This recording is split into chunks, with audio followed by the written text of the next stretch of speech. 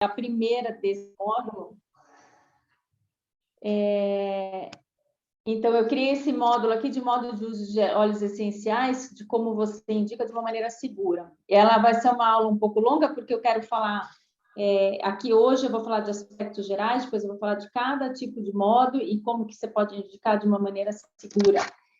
Isso é para evitar qualquer reclamação de cliente, ou mesmo fazer um atendimento bem feito para o cliente. Lógico que dentro daquilo que a gente pode fazer, que é uma experiência simples, é uma experiência que você vai compartilhar, mas sem querer ser médico, sem querer ser aromaterapeuta, né? Então, aqui vão ser os aspectos gerais hoje dos modos de uso dos óleos essenciais. Então, a primeira parte que eu queria fazer aqui, que sempre me perguntam, é com o que o óleo essencial pode ser ingerido, porque ingerido não, é usado, né? No caso, se pode usar com remédios alopáticos, se pode usar com homeopatia. Então, aqui eu vou querer falar um pouquinho de cada um deles para vocês entenderem por que tem algumas restrições, tá? O remédio alopático, ele é um tratamento que visa a cura pela produção de um efeito contrário. Então, por exemplo, se você está com uma febre, ele vai te dar um anti-histamínico. Se você está com uma inflamação, ele vai te dar um anti-inflamatório. E eles podem ser produzidos através de extratos vegetais, minerais, plantas, animais ou sintéticos. A indústria farmacêutica, como ela não pode patentear nenhum produto que venha da natureza, ela usa produtos só sintéticos para a formação dos remédios, tá? Por isso que esses remédios, eles atuam num sintoma só da doença, eles não consideram o corpo todo, a parte emocional, não consideram a parte energética do corpo, e vão atuar contra aquele sintoma unicamente. Por isso que ele tem tantos efeitos colaterais, e por isso que, assim, a bula é enorme. E ele, como ele vai atingir só aquele sintoma, ele normalmente é dado para, assim, a dosagem é pela massa do paciente. Então, por exemplo, a criança que é mais leve, até 20 quilos é dosagem X, até 60 quilos, dosagem Y.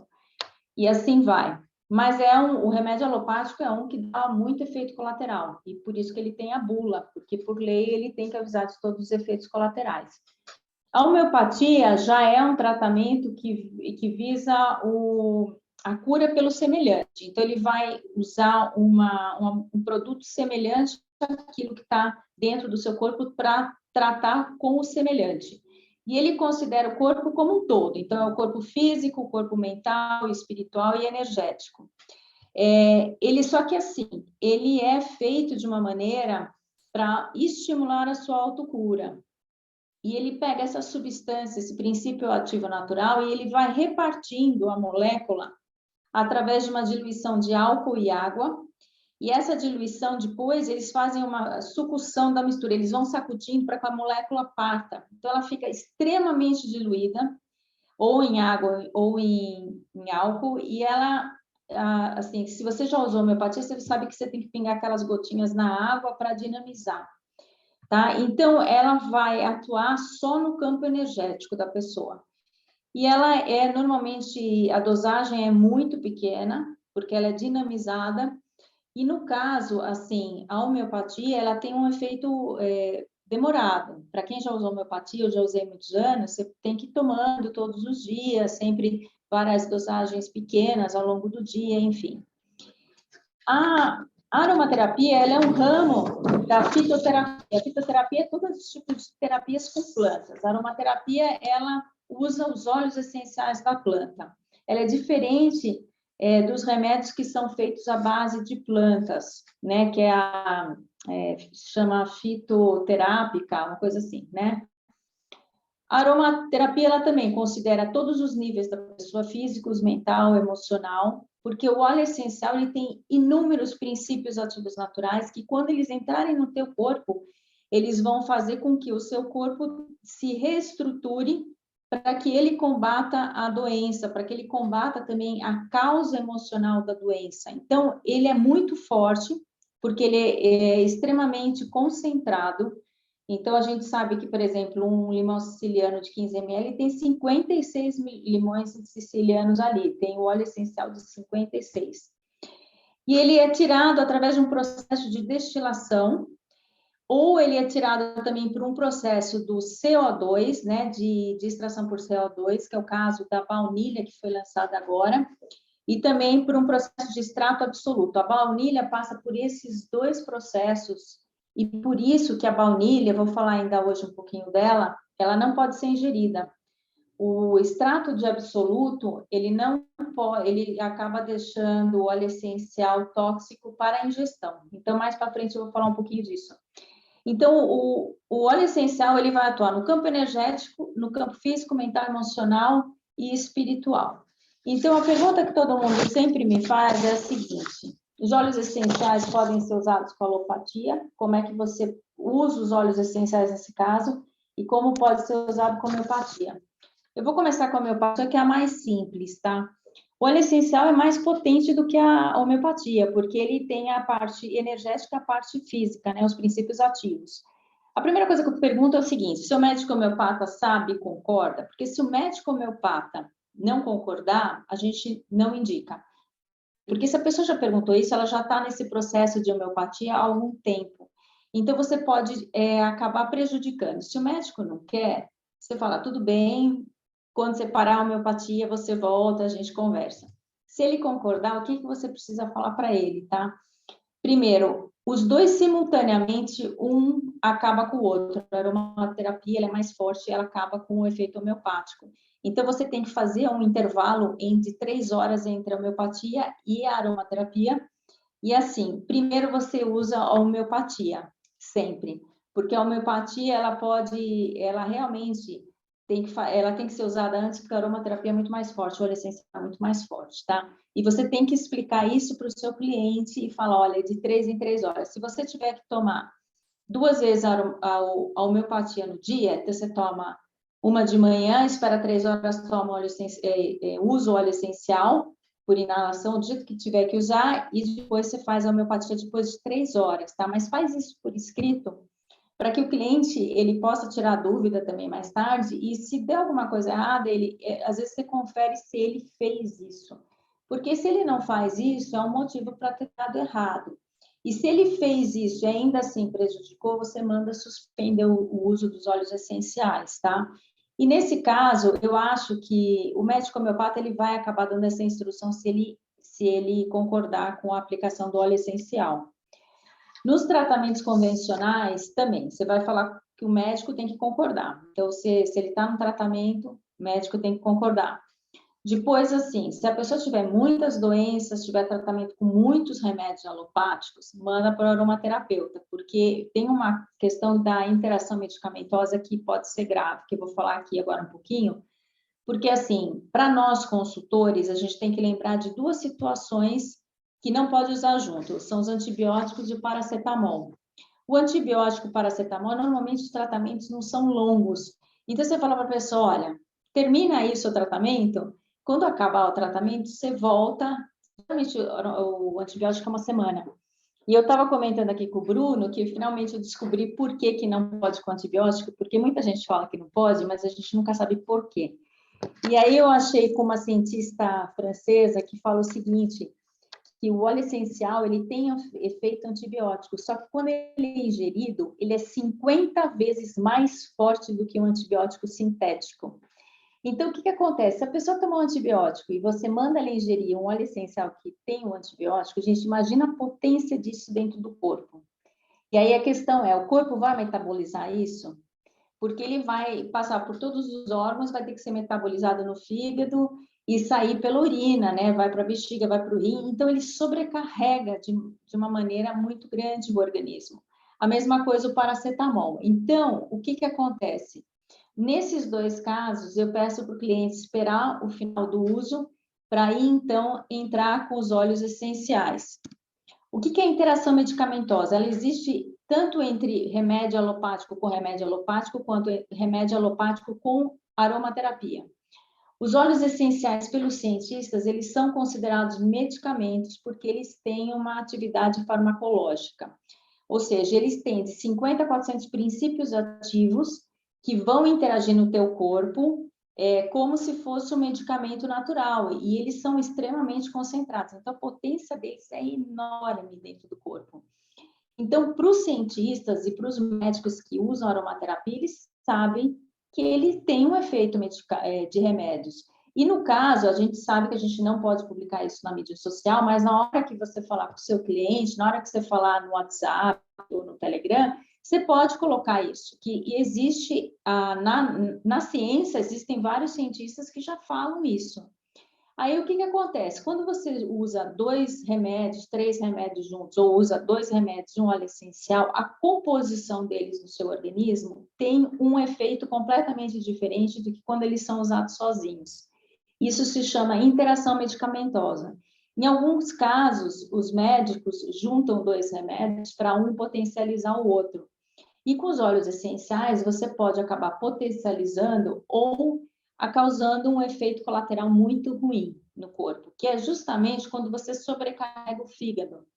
Então, o que acontece? A gente tem que tomar muito cuidado, por isso que eu falo que quando você estiver usando muito remédio, manda para o aromaterapeuta, porque tem óleos essenciais que sobrecarregam o fígado junto com os remédios. E quando sobrecarrega o fígado, o excesso deles, tanto do remédio quanto dos óleos, não sai pela urina e volta para a corrente sanguínea. Aí no dia seguinte você vai lá dar nova dose do remédio, nova dose do óleo essencial.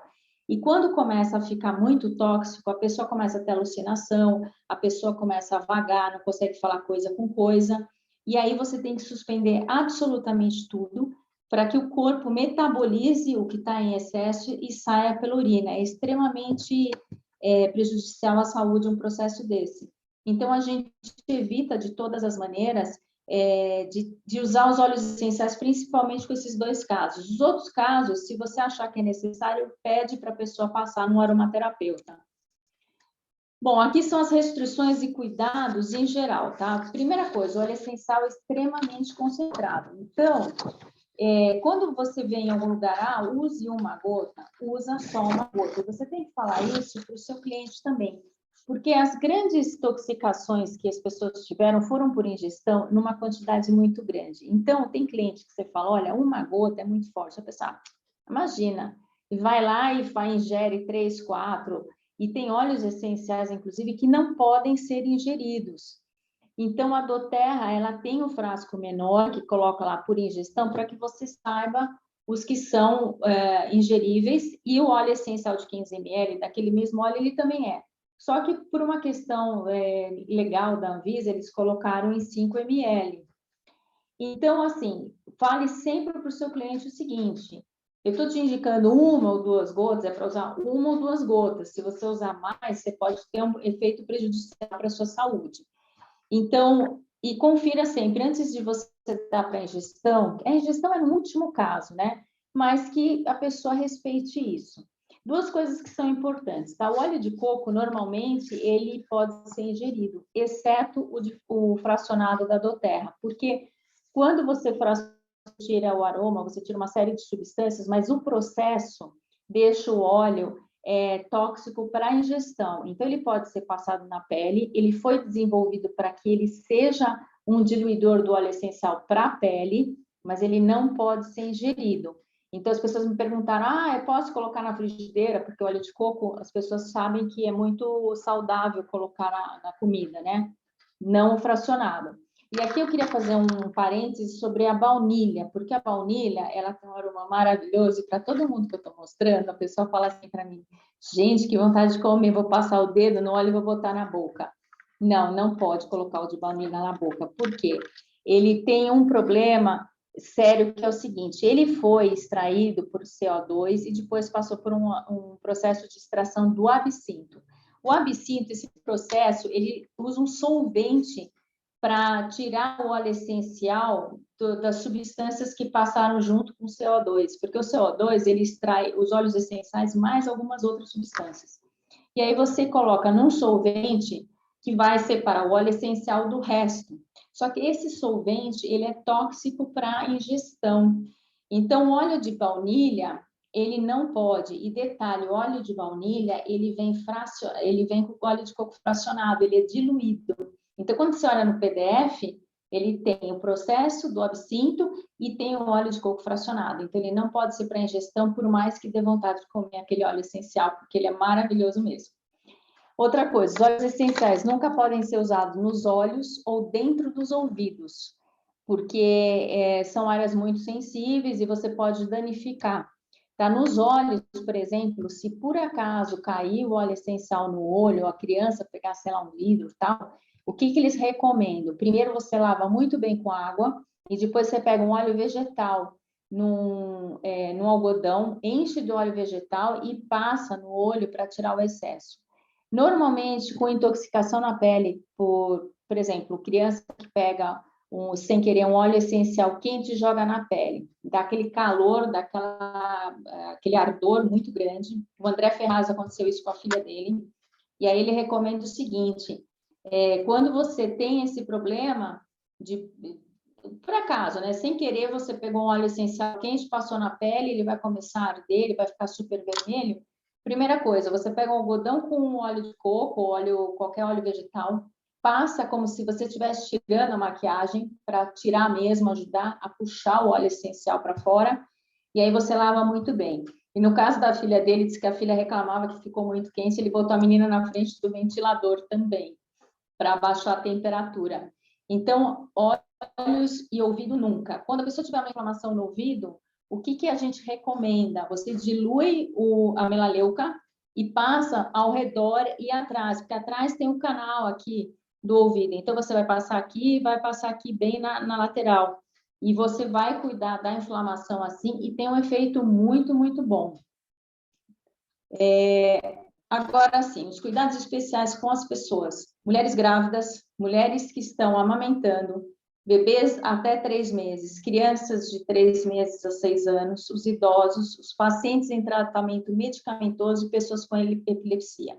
A questão da epilepsia é o seguinte, tem óleos essenciais que eles acabam fazendo com que a pessoa tenha crises epiléticas. Então, aqui eu nem vou entrar muito nesse assunto, mas se a pessoa falar que tem epilepsia, você manda imediatamente para o aromaterapeuta, porque aí ele já vai passar para a pessoa os óleos essenciais que ele nunca vai poder inalar, porque pode dar uma crise epilética. Uma regra é o seguinte, diferente dos remédios que tem uma quantidade muito grande quando eles são dados para a pessoa, a regra geral é que você use muito poucas gotas do óleo essencial, tá? E que você faça qualquer tratamento por períodos no máximo de 21 dias, tá? O André Ferraz fala 21 dias, a Malu fala 28 dias, mas de qualquer forma, você, depois de 3 semanas, separa uma semana. Isso para o corpo eliminar o excesso do óleo essencial que tiver no corpo, entendeu? Para você não ficar sobrecarregando, principalmente quando a ingestão. Na ingestão, então, eles falam que assim, nem é bom você ingerir constantemente. O ideal é só você ter pontualmente umas coisas. Por exemplo, se teve uma inflamação muito grande, você pega e toma a copaíba debaixo da língua 3 gotas, mas por um curto período de tempo, naquele pico de dor. Depois você não faz, você não usa mais e continua usando na pele com a diluição. Aqui, no caso das mulheres grávidas, por que nos 3 meses é muito complicado e nos outros meses você tem muitas restrições? Porque o óleo essencial, ele entra na placenta. Então, quando os 3 primeiros meses, que são os meses realmente mais sensíveis, a gente tem que parar de tingir o cabelo, você não pode fazer um monte de coisa, não pode fazer exercício físico, é um período que você tem uma probabilidade de aborto muito grande, né? Então, você não pode ingerir nenhum óleo essencial mesmo, tá? Óleos essenciais, massagear na barriga, nunca, porque ele vai entrar na placenta e vai direto para o bebê. Daí tem uma divergência aqui, que é a questão de se pode usar algum óleo essencial ou não. O que na França eles falam? Que você poderia usar alguns óleos essenciais com diluição a 0,5%, ou seja, para 10 ml, quer dizer, uma colher de sopa de um óleo vegetal, você teria que usar meia gota de um óleo essencial, e somente assim, nas costas, sempre longe da barriga, costas, aqui a parte interna do braço, na perna, no pulso, no rosto. E assim, a maior parte dos óleos essenciais não podem nesse período. E apesar dos franceses falarem que pode, eu não achei quais são os óleos seguros para esse período. Então, eu particularmente não indico nenhum nos 3 primeiros meses. Eu desconfio que teriam pelo menos 3 que poderiam ser usados, que seriam a lavanda, a camomila romana e o olíbano. Mas como eu não tenho nenhuma segurança, muitos aromaterapeutas falam que não pode nenhum, e os franceses que falam que pode nessa aplicação também não dão os nomes dos óleos essenciais, eu prefiro não indicar nenhum. Então, eu deixo quieto nos primeiros 3 meses. Nos meses seguintes, você tem que evitar a ingestão mesmo, porque a ingestão é sempre mais perigosa, tá? Aplicar longe da barriga, você vai fazer as diluições, você vai poder aplicar no corpo sempre longe da barriga. A diluição, o que que é? Vai ser a 1%. Então, para 10 ml de um óleo vegetal, que é uma colher de sopa, você vai usar uma gota apenas, tá? Então, você vai poder passar nas costas, nos pulsos, aqui nas têmporas, aqui do lado, aqui sempre essas regiões longe da barriga você pode. Só que assim, eles falam que é uma exceção também na gestação. Então, você vai usar por uns períodos de tempo muito curtos. Então, não pode passar de 3 a 4 vezes por dia, e você não pode ter uma sequência de uso de óleos essenciais numa gestante por mais de 7 dias. Então, é para coisas pontuais. Ah, teve um enjoo, inala limão siciliano. Você teve, por exemplo, ou no caso, algum problema no intestino, você vai usar o gengibre diluído, não na barriga, você vai passar no pulso. Então, assim, tem questões específicas. E a inalação para a gestante, é curioso que todos falam que tem que ser num algodão, você pingar de 1 a 3 gotas no algodão e ela põe um algodão. Eles não querem nem que pegue nas mãos determinados óleos essenciais. Por exemplo, a menta, a peppermint, eles falam que não pode de nenhum jeito, a não ser por inalação no algodão. Eu, particularmente, acho que para enjoo e dor de cabeça nesse período, eu acho melhor usar o limão siciliano, que não tem nenhuma contraindicação. A peppermint é um pouco mais, assim, tem quem use e quem não use. Eu fiz uma listagem aqui, essa listagem são só dos óleos essenciais que a doTERRA tem, porque o rol de proibidos na gestação é enorme, mas eu me prendi à doTERRA. Então, aqui, os proibidos que você não pode usar de maneira nenhuma na gestação toda. O alecrim, a canela cássia, as hortelãs em geral não podem, a menta existe essa possibilidade de inalação, mas é o que eu te falei, eu acho que mais seguro é você usar o limão siciliano para o enjoo, por exemplo. O funcho doce, o cipreste, a ravensara, o tomilho, a sempre-viva. A sempre-viva é uma coisa interessante, porque eles falam que pode, desde que o aromaterapeuta permita. Então, ela até poderia, mas em casos específicos. Então, eu já pus aqui que não, que é o helichrysum. O orégano, o turmeric e o clariceja. A clariceja é mais perigosa, porque ela induz a contrações, então ela pode causar um aborto. Em compensação, ela é excelente para a hora do parto, porque ela induz as contrações. Então, o que a gente fala? Durante a gestação inteira, você não vai passar perto da sálvia, porque a sálvia é a mais perigosa daqui. Os óleos quentes também são bem perigosos, podem ter uma reação bem ruim. Os blends que não podem ser usados, eu coloquei os blends que justamente têm esses óleos essenciais, porque eu não sei a diluição que a doTERRA usou nos blends, eu não sei como é que foi feito. O que eu vi aqui? Por exemplo, o Yarropal facial, ele tem o milefólio. O milefólio, o óleo essencial puro, não pode ser usado. Então, esse eu já tirei. O Aromatouch, por causa do cipreste, que também não pode. O Deep Blue, por causa da cânfora.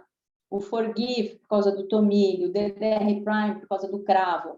O Holiday Joint tem a canela. O On Guard tem vários óleos quentes, então vai ter a canela, acho que o tomilho, tem também o orégano.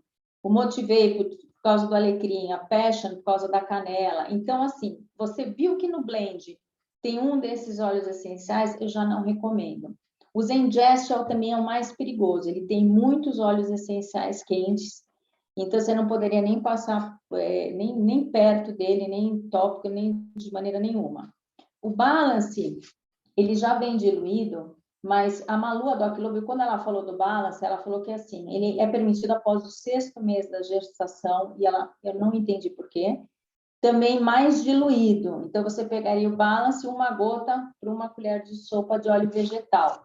Também passa na coluna, passa nos pulsos, pernas e braços, mas nunca na barriga.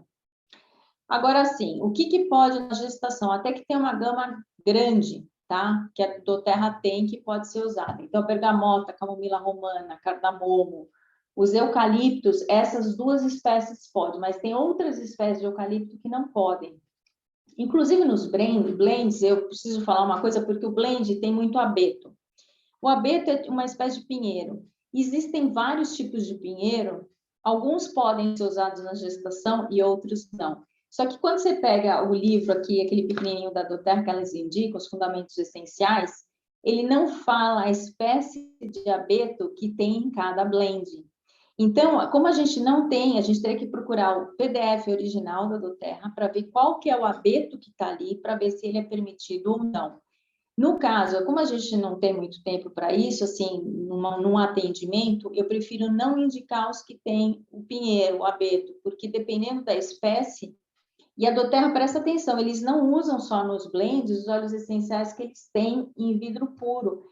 Tem alguns óleos essenciais que eles não vendem puro, mas que estão nos blends. Por exemplo, a camomila alemã, ela é excepcional, mas ela não tem em 5 ml nem em 15 ml, mas ela está em alguns blends como balance. Então, o que substitui a camomila alemã, no caso da doTERRA? O tanaceto azul, que o tanaceto azul é praticamente as mesmas substâncias que a camomila alemã. Em alguns blends, a doTERRA usa a camomila alemã junto com o tanaceto azul, que é até engraçado porque os dois têm praticamente as mesmas funções. O gengibre, o gerânio, o juníper, a lavanda selvagem, limão siciliano é excelente para enjoos. A mandarina, a mirra, a palma rosa, por exemplo, para estrias da gestação, é excelente a mirra e é excelente o olíbano também. O olíbano eu esqueci de colocar aqui, mas ele entra que é permitido na gestação, sim. Até depois eu vou incluir, porque ele é um óleo excelente para tudo, bebês, para tudo. A mirra, então, você pode usar a estrias, a mirra, a rosa, o tanaceto azul, o petigram, e você deixa uma gama muito grande. A ingestão, a gente indica, no caso do jogo, você põe uma ou duas gotas no algodão e para a pessoa ingerir, mas no máximo 4 vezes por dia, ou o gengibre. Então, fala sempre assim, use só um óleo sozinho. Se você tiver 2 ou 3 opções, não vá colocar, por exemplo, 2 gotas, uma misturada. Quanto menos inventar na gestação, é melhor. Para a ansiedade da gestante, olha, tem a lavanda, a camomila romana, a bergamota, o gerânio, o ylang-ylang e a rosa. Então, ela escolhe um desses, ou ela passa uma gota nos pulsos, ou ela inala uma gota no algodão. O algodão, eu acho que é para ela não ficar durante várias vezes ao dia passando na mão o óleo essencial e inalando, porque aí vai ser o uso tópico mais a inalação. E aí você faz uma opção para não ter um excesso sobre ela. A prisão de ventre para a grávida, o gengibre, uma gota nos pulsos.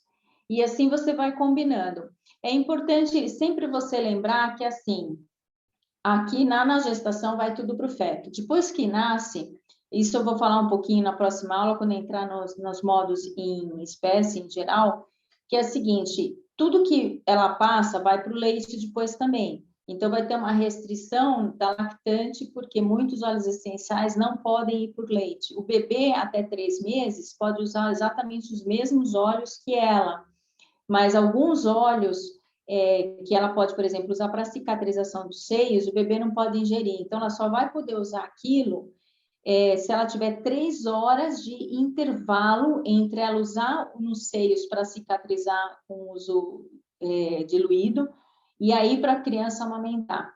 Então, sempre a gestação é um momento muito delicado para você indicar óleos essenciais. Então, nunca indique assim, num processo longo. Você fala sempre coisas pontuais. É para isso agora, para aquilo naquele momento.